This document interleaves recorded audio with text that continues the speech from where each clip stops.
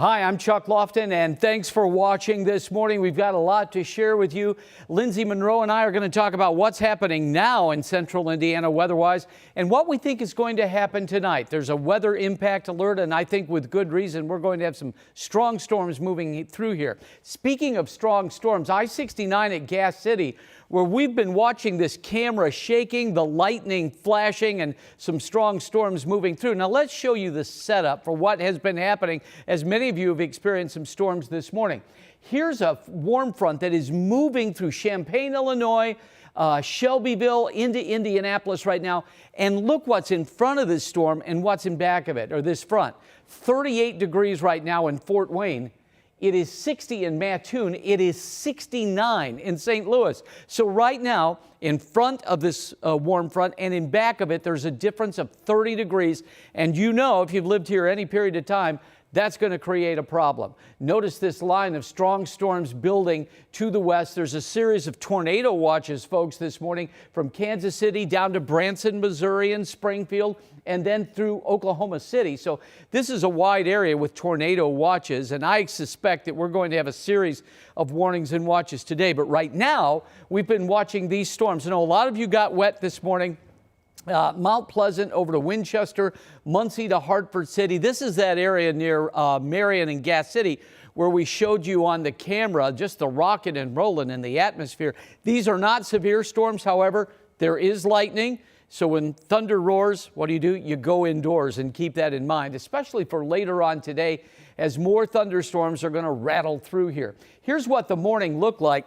Primarily, this was a line of rain and thunderstorms this morning that was from Indianapolis north, though the heaviest rain was in the northwest part of our viewing area earlier today. Now, as we go through the day today, a couple things that I want you to note. We're probably going to stay dry around here for a few hours. However, the winds are going to continue to pick up, and that's going to be our big story this morning. Now that those storms are moving out, 45 to 50 mile per hour winds in non-thunderstorm situations. So they'll be even stronger than that in thunderstorms.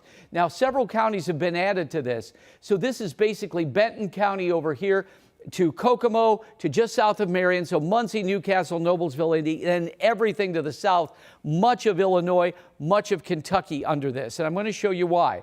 This is a look at our future track computer model, and we're projecting wind gusts. And look at this. This is kind of rare that you would see in a non-thunderstorm situation sustained 40 mile per hour gusts from Kokomo to Indy all the way down to Bedford and Evansville. That's what we're looking at the noon hour today. And Sean Ash is going to be on WTHR talking about that. But as the thunderstorms start, watch right up here, because that's where the thunder boomers will hit first. And this is the area near Lafayette. We are expecting wind gusts in some of these thunderstorms to be perhaps 50 to 64 miles per hour. And for Pete's sake, we could also see 75 mile per hour winds in these storms.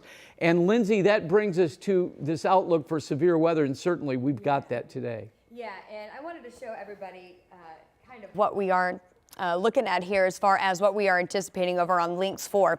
This is going to be the newest outlook from the Storm Prediction Center. So this was kind of updated last night. We've been talking a lot about this level 3. That risk has been out for the entire state of Indiana over the past 3 days or so.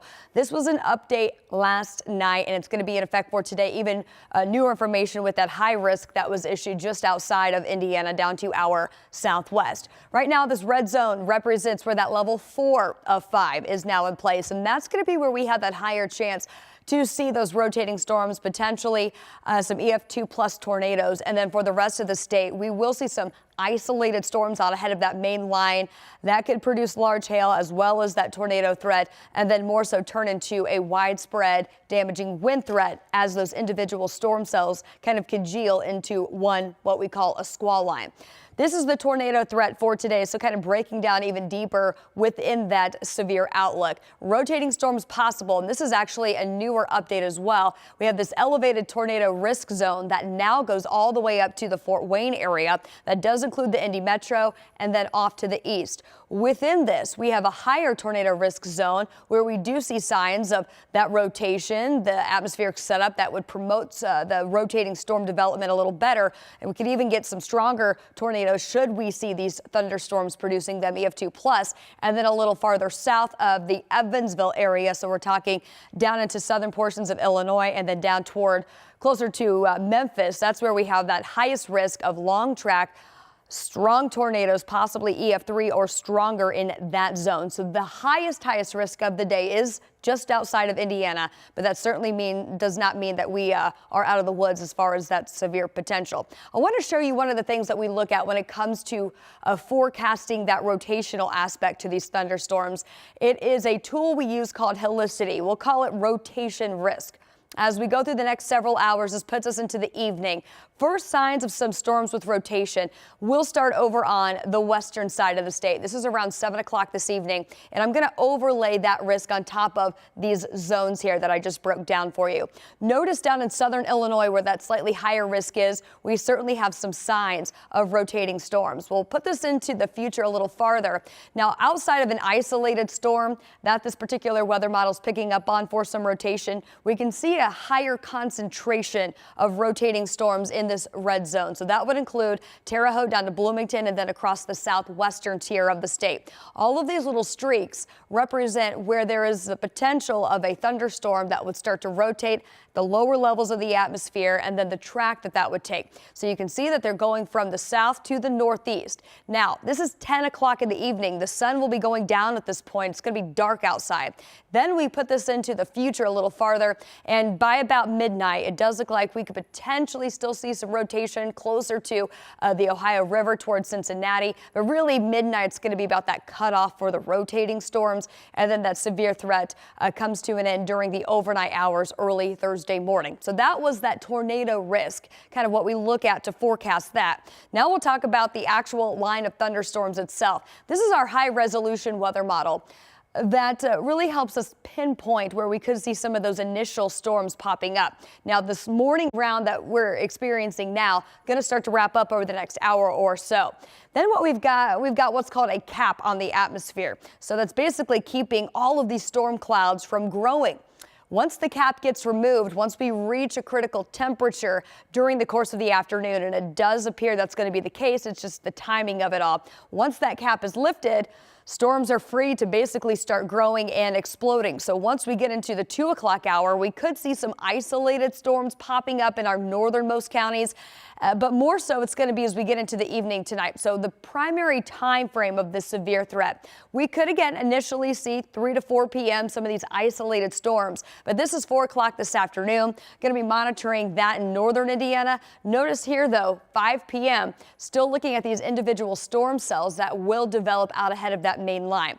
We want you to stay weather aware. 3 to 4 is kind of the initial time frame. 5 p.m. and beyond when we really need to be paying close attention to these storms. This is at 6:30 tonight. Noticing this line is now starting to congeal just to the west of the Indianapolis metro. I still believe that there is a pretty good chance we could see some rotation embedded within this line. Otherwise, we could still see some large hail at this point. As we go deeper into the future, notice how this becomes more linear as it approaches the Indianapolis metro, kind of right here set up along the I-69 corridor. This is at 7 o'clock tonight. That threat will then shift from those individual storm cells with large hail and rotation to more of that damaging wind component, more widespread straight line winds. This is at 7:30 tonight. We'll continue to move into eastern Indiana through the duration of this evening. This is 8:30, and then eventually as we get into 11 o'clock, our severe threat will likely start to wind down once that leading edge exits the Indianapolis metro, and then eventually 11 p.m. severe threat completely ending. Southeast Indiana still need to be paying attention here through 11 o'clock. Eventually that's going to exit. Believe this entire storm system is going to wrap up. Severe threat comes to an end by about 2 o'clock in the morning early Thursday.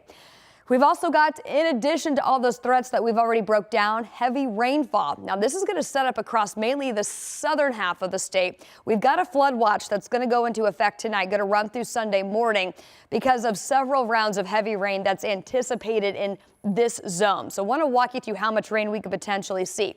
Out of today's storm complex, most of us are right here in that 1 to 1.5 inch zone. This is going to be round one that takes us through Thursday morning. We've got another round of heavy rain that's going to come through Thursday night, but that's not even the heaviest. We're looking ahead at the weekend. This is in fact going to take us all the way through Sunday. Another round of heavy rain, we'll call it Friday night into Saturday morning. This is going to be rainfall totals adding up from tonight all the way through Sunday. Then we go into Saturday night into Sunday morning when another pretty strong cold front's going to come through. Not expecting a severe setup with that, but an elongated area of just heavy rain that just pours over the same area for several hours at a time. That's going to really make this rainfall potential stack up. So you can see where we're expecting the highest of that rainfall that it will take us through the day on Sunday. And these are basically your 5-day rainfall totals ranging from around 3 to 5 inches across most of the state. This is kind of the updated look from the Weather Prediction Center as far as how much rain is possible over this 5-day span. So across the Indy Metro, 3+ inches. That's going to be slightly higher just south of us, kind of in that watch zone where we're anticipating 5 to 7 inches in southern Indiana. What that means for you, especially if you live in flood prone areas, low-lying areas around waterways, creeks, rivers, things like that. We anticipate all of that to be elevated, especially as we get into Sunday. So I want you to be aware of that flooding threat. Again, roads might briefly get covered with water as well. So I want you to turn around, find an alternate route, and just be aware of that flooding potential here as we go through the next several days. Let's take you into Thursday now. Talked a lot about today's severe potential, the flooding situation, and now we're talking about the rain timeline. This is around noon on Thursday when showers look to return. We're still going to be kind of in the warm sector of this weather system as that boundary will be stalled to our south as we get into the day Thursday. So heavy rain possible here. This is 5 o'clock in the evening. Still going to be tracking pretty moderate rainfall. Now, this is not severe weather as we go into Thursday night. Just steady rain. Again, you can see how that could lead to some flooding potential. This is 7 o'clock in the morning on Friday. At that point, this boundary will slowly start to lift back northward. So we've got some dry hours Friday morning. Now we get into Friday night. Notice this next round of some heavy rain lifts through with this area of low pressure. This is going to be Saturday morning. So we talked about round 2. That's what we've got there. And then round 3 set to arrive. So we get into Saturday night. This is 7 p.m. and then on through the morning hours on Sunday.